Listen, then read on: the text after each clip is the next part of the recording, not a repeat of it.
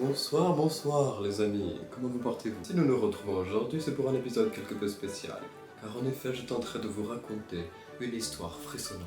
Bon alors, je ne vais pas dire non plus que j'ai de l'expérience dans le racontage d'histoires d'horreur, mais je vais faire de mon mieux et nous verrons bien ce que ça donne. De toute façon, si c'est totalement pourri, vous rigolerez. Comme vous pouvez le voir, le décor s'y prête totalement. Non, plus sérieusement, j'avais tenté de faire un tournage nocturne. Bon, il se trouve qu'on y voyait autant que dans les orifices d'une personne très poilue. Trêve de comparaison touffue. Et si nous nous plongions dès à présent dans un récit des plus terrifiants? Pas terrifiant. Pire des cas, ce sera frissonnant, mais ça m'étonnerait que je vous fasse vous pisser dessus. Action. Il était une fois, dans un royaume fort lointain, donc il n'était pas à côté, parce qu'il est fort lointain. Il était une fois, dans une contrée lointaine, une jeune fille qui s'appelait... Bon, elle s'appelle comme elle veut. Elle s'appelle Huberta. Je suis même pas sûr que le prénom Huberta existe en fin de compte. Si les Hubert existent, les Huberta doivent bien exister également. Bref, Huberta, donc, habitait dans... Ne regardez pas ma gourde, elle est à moi. J'ai le droit de me désaltérer tout de même. C'est moi qui vais utiliser de ma salive pour vous plonger dans un récit des plus sublimes. Huberta, donc, habitait dans un petit village, qui n'était par conséquent pas très grand. Et elle allait à l'école, comme toutes les jeunes filles de son âge à l'époque. Je ne vous ai même pas dit dans quel pays c'était, parce que je ne le sais même pas. Huberta allait à l'école. Mais qui c'était Huberta? Je ne vous ai même pas parlé d'elle. Nous allons dire que c'était une jeune fille qui avait aux alentours de l'âge pour être jeune. Étant aussi vieux qu'une fille desséchée à 22 ans, je vais dire 12. Non, 12 lève la blouse, j'aime pas. 16. Tête de trapèze. Huberta avait 16 ans. Oh, qu'est-ce qui grince mon fauteuil. Huberta avait 16 ans. C'était donc une 2006, 2005. Ah mais c'était à l'époque, il y a longtemps, donc au final, non, c'était pas une 2005, mais vous aurez compris ce que je voulais... Enfin non, même moi je comprends pas ce que je dis. Et Huberta se rendait à l'école. Alors vous savez, c'était une époque où pas grand chose n'existait. L'électricité, la télévision, l'ordinateur, les jeux vidéo, tout ça, ça n'existait pas, voilà. Sans parler de Burger King qui n'existait pas non plus. Elle allait à l'école, donc, en calèche. Enfin non, je pense que ça coûtait cher à l'époque, les calèches, donc elle y allait à pied sur un chemin de gravat, comme n'importe qui ferait à l'époque. Bon, on ne juge pas Huberta. Elle allait donc à l'école. Alors comment était-elle habillée? Je ne sais pas, en combinaison de plongée. Non, bon. C'est vrai qu'il y avait un lac dans le coin, le lac de Malbouze, dans lequel elle allait faire de temps en temps de la pêche. Mais les combinaisons de plongée n'existaient pas. Les scaphandres existaient peut-être, mais ils étaient très chers et au final on s'en fout. Huberta allait à l'école en marchant sur le chemin de gravat. Elle portait son petit sac à dos en cuir de chèvre. Je ne sais pas si ça se fait le cuir de chèvre, mais quand bien même à l'époque on faisait avec ce qu'on pouvait. Donc voilà, c'était un chemin habituel qu'elle empruntait. C'était une totale improvisation. De toute façon, de base, le prénom Huberta est bien trop moche pour être vrai. Hashtag DSL et Huberta si toutefois vous êtes là. Huberta se rendait donc à l'école sur son chemin habituel. Ça lui prenait entre 20 et 30 minutes en général parce que oui, à l'époque, il n'y avait pas les Ferreries ou les Peugeottes, ce qui faisait qu'ils étaient obligés de se rendre à l'école à pied. Elle passait toujours à côté d'une forêt quand elle allait à l'école. Son école s'appelait Sainte-Marie-de-Bonnevoie d'ailleurs. Je ponctue des petits détails comme ça pour structurer le récit, vous voyez. Et à Sainte-Marie-de-Bonnevoie, on y apprenait beaucoup de choses. Ce n'est pas le sujet parce qu'elle n'est pas encore arrivée d'ailleurs, elle n'y arrivera jamais. Ah, je viens de vous spoiler. Elle marchait sur le chemin et elle passait à côté de la forêt d'épines au bois. C'est une grande forêt, oui, bon voilà, dans laquelle il y avait des arbres, des troncs, des animaux de temps à autre qui sautaient d'arbre en arbre. Pas les sangliers. Enfin, je pense pas que les sangliers grimpent et sautent dans les arbres, sinon je les aurais vus tout de même. Une bestiole de 100 kilos qui passe au-dessus de ma tête, si je pense que je l'aurais remarqué, merci. Ça m'appelle la fois où j'avais tenté de faire un mer grand toboggan.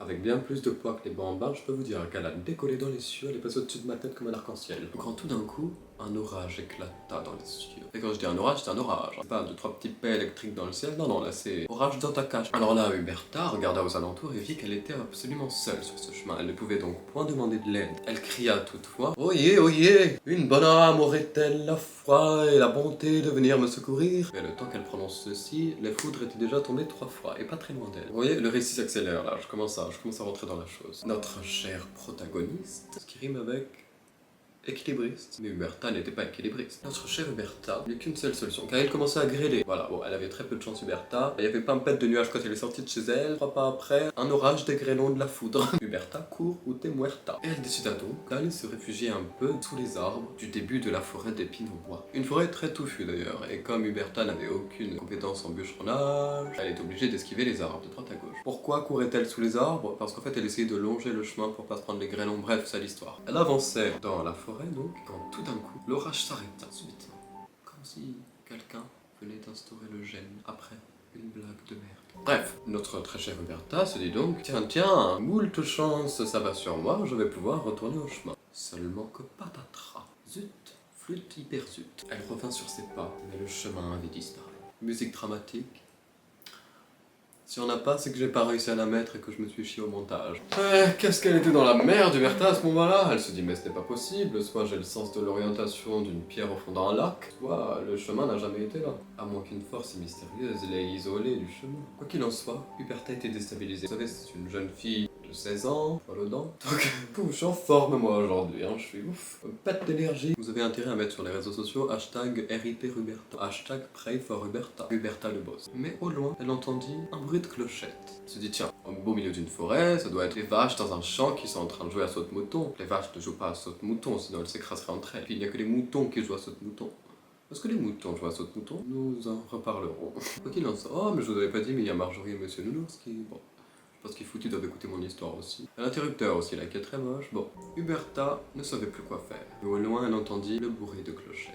Tout d'un coup, lueur d'espoir. Je vais pouvoir arriver à l'école à temps, étant donné que ce serait un champ. Car il faut tout de même avouer qu'un bruit de clochette est réconfortant, surtout quand on est paumé en pleine forêt amazonienne. Non pas que ce soit en Amazonie, parce qu'au final, bon, ça se passe quand même dans les terres au climat méditerranéen. Notre très chère Huberta alla donc en direction de ça, ce bruit mystique, mystérieux, qui faisait autant de bruit que la cantinière pour annoncer qu'il y a du rab. Elle avança donc en direction de ce bruit, et là, que ne vit-elle pas? Je vous pose la question parce que j'ai aucune idée. Une vache à 3 têtes, qui la fixait dans le blanc des yeux. Bah oui, c'est mon histoire, j'invente ce que je veux. Huberta s'adressa à la vache et lui demanda: très cher bétail, que fais-tu en ce lieu insolite? Et pourquoi as-tu 3 têtes d'ailleurs? Parce que c'était une vache transgénique. Bref, par la même occasion, elle décida de la baptiser Françoise. Mais cette vache restait mystérieuse. Oui, vous devez être là toujours à attendre le moment frissonnant de l'histoire, ben figurez-vous que moi aussi. La seule chose qui est frissonnante, c'est cette chaleur. Donc, Françoise et Huberta, on dirait des marques de farine. La vache était donc très silencieuse, mais Huberta l'aimait bien, parce que bon, elle avait 3 têtes, donc ça lui faisait 3 fois plus d'amis.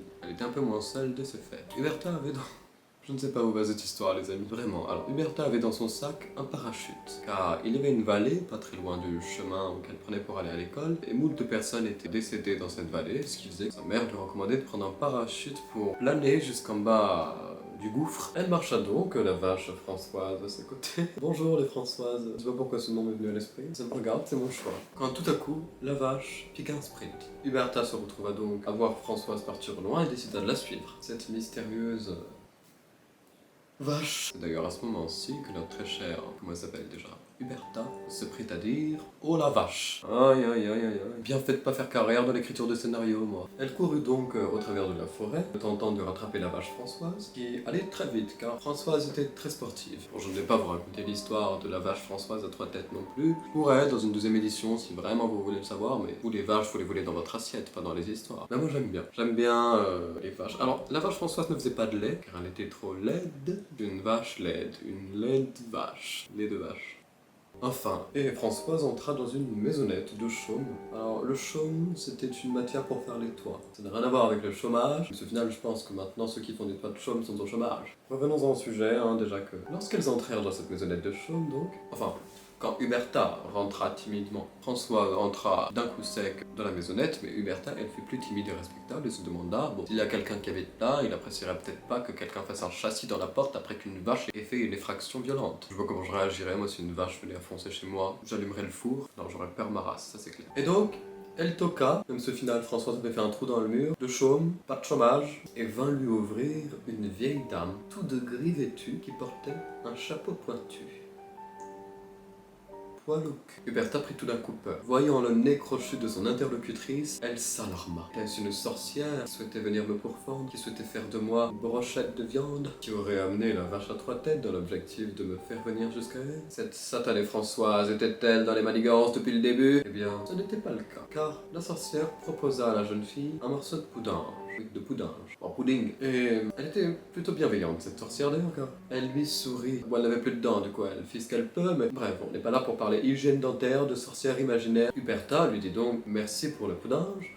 J'en veux bien un peu, mais ce que je veux surtout, c'est retrouver le chemin de Grava qui me mène à l'école de Saint je ne sais plus quoi. À côté du lac de je ne sais plus quoi, dans la forêt de je ne sais plus quoi. Vous voyez, j'ai tout oublié. Je fais une pause pour boire un peu de Istea. Je n'aurais pas dû. Huberta demanda donc à la sorcière. Je suis familier maintenant avec le prénom Huberta, voyez, comme Blanche-Neige. Huberta demanda donc à la sorcière: comment dois-je faire pour sortir d'ici? Car, très honnêtement, j'en ai ma claque. Ça me pète les... Et la sorcière lui répondit, après lui avoir touché le front et sculpté avec sa magie abracadabrante: grotesque, que c'est parce qu'elle avait trop bu. Herberta marqua une petite pause car elle ne comprenait pas vraiment et elle lui dit qu'elle avait 16 ans, qu'elle ne buvait pas encore. La sorcière fut confuse car elle pensait que c'était Morissette, son amie plante verte vivante, car en fait la sorcière était totalement myope. À ce moment-là, tout changea. La sorcière se mit à s'énerver, à pousser des cris inhumains. Quand je dis inhumain, c'est vraiment, oh là là. Vous voyez, quand il ne vous donne pas la sauce créamie de luxe à McDonald's, ben c'est à peu près la même chose. Vous attendez 3 heures à la cœur du Burger King pour qu'au final on vous dise qu'il y a plus la moitié de ce que vous avez commandé. Bon, c'est un cri de cette envergure quand même. Herberta ne comprit pas cet excès de violence et de virulence,